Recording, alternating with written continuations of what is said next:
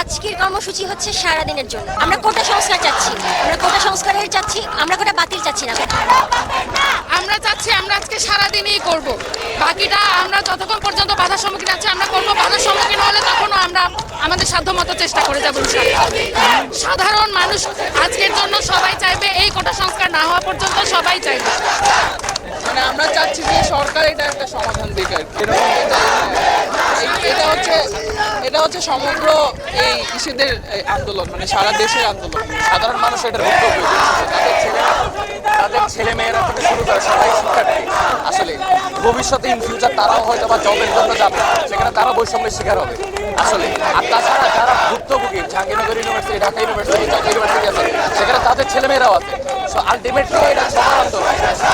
অবশ্যই কালকে রাতে জাহাঙ্গীরনগরে যা হয়েছে, ঢাকা ইউনিভার্সিটিতে যা হচ্ছে, অবশ্যই সেটার বিচার চাই। এই পর্যন্ত 1948 থেকে 71 পর্যন্ত সবসময় শিক্ষার্থীরা সবকিছুতে এগিয়ে ছিল।